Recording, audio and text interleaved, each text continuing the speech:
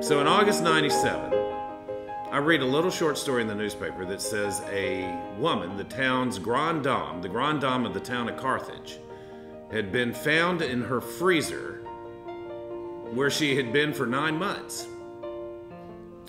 And that the man who was accused of murdering her was the assistant director of the funeral home in town. So I thought, well, that's a pretty interesting story. And I called the district attorney, a guy named Danny Buck Davidson. He gets on the phone and he says, now, Skip, people in town are all over me like ticks on a bird dog.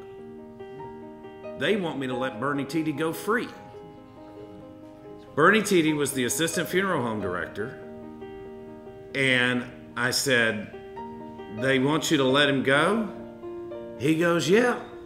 They don't care that he did it. They think he should have done it.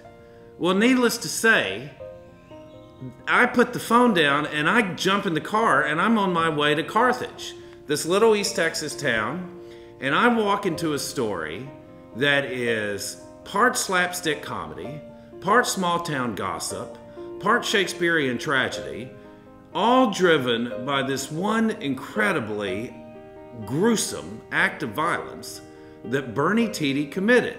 Well, back in late '98, I read a Texas Monthly article by Skip Hollandsworth called Midnight in the Garden of East Texas. And anything with the name East Texas, since I spent so much of my life there, in Huntsville, Texas. So that got my attention. I read this article just about the situation between Bernie and Miss Nugent. And I just found it fascinating. It immediately struck me as a film. Like, this premise of it was so strong as a story, and I loved his character so much. And at the time of the article, Bernie hadn't been to trial yet. So we didn't know what was going to go on with the case. So I went to the trial. Skip and I actually met at the trial. Saw Bernie testify, saw some other the goings on around the trial. And that still informs what we're doing today. There's a lot in the script from that trial that I witnessed. And so this story unfolds of a man who came to town about 10 years earlier, way back in 1985, to be the assistant funeral home director of Hawthorne Funeral Home. And he was this wonderful, cherubic, sweet-faced, gentle young man who captivated the town. Despite a lot of men at the cafe grumbling, well, that the boy was a little light in his loafers, everybody still loved him because he treated people with this great respect. And he especially treated the little old ladies of town with a kind of love and adoration that they really hadn't received much from maybe some of their own husbands. Skip gave me a stack of his notes, and Skip is an incredible journalist. I mean, he's got a nose for a great story. He's got a really wonderful, kind of slightly twisted sense of humor. And looking through his notes is where I got the idea for the gossips. He obviously hadn't interviewed Bernie, and Miss Nugent wasn't around, so the two leads are somewhat enigmatic. It's what people were saying about them that was, to me, more fascinating than whatever the reality was between them. So that's where the idea was hatched. And from there, Skip and I just, we sort of worked on it over the years. We'd meet for hours and hours. He came to Austin fairly regularly with his Texas Monthly business. And when he did, we'd sit around and just talk about what the story could be and everything. So it was great. It was just a real fun process that went on, from the time I first talked to him and the time we were making the film. I think I did 10 other films in between. But I always told him, Bernie's time will come. I really knew this story wasn't really going away. It was always there on a burner somewhere, and I felt the time would come. A lot of it was casting. I'd work with Jack in '02, and then somewhere after that I started thinking, well, Jack could, he was too young then really to be Bernie. But as a few years went on, I was thinking, Jack would be the perfect Bernie. I sort of waited timing-wise and sent it to him. I was thinking it was the right time for him. And it turned out it was. He'd never really read anything quite like that. It was just intriguing. And he just kind of wanted to start talking about it. So that was still a couple years before we started shooting. Well, the character was something far from anything I've done before, which is always appealing, a challenge. And I thought it would be an unexpected turn from my fans and critics. Show them a different side Jack Black.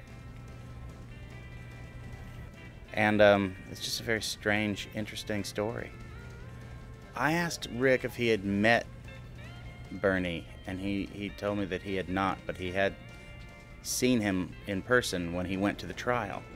And that's what I was first blown away by, is that he had gone to the trial 14 years ago when he had read about it in a newspaper, and that it had stuck with him this long, and that he'd been working on this project for all those years. And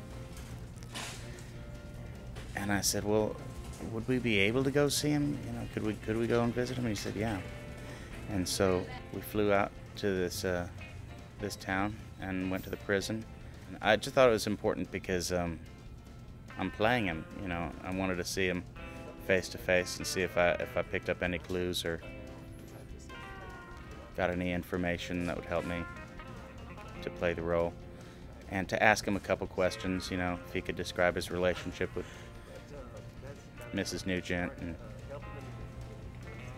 what the time was like between when she died and when he was discovered as the murderer.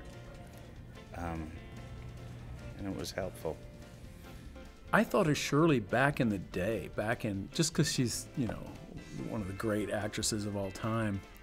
But technically, she's a little too young then.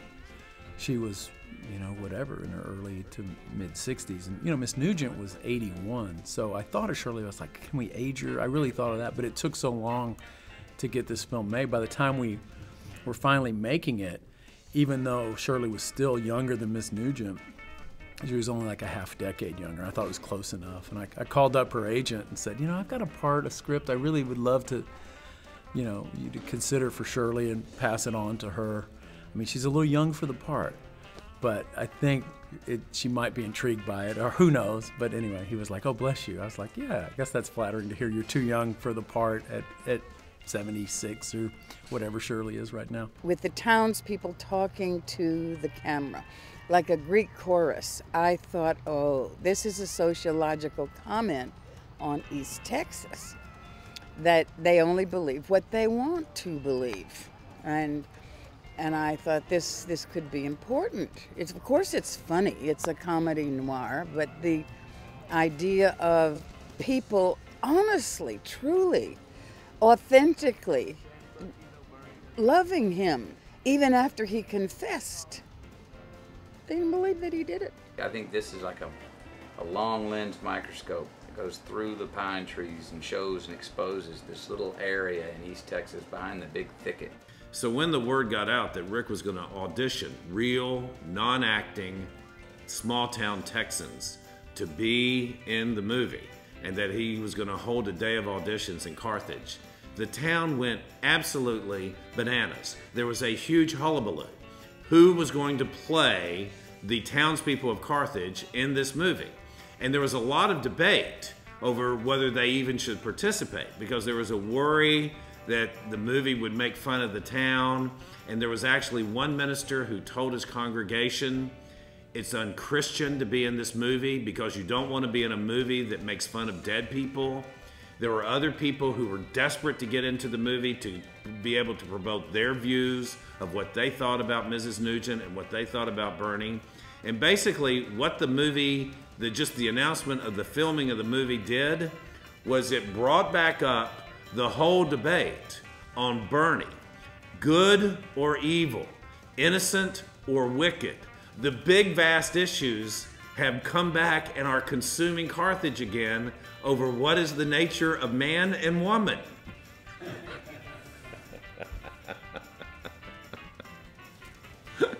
It's true.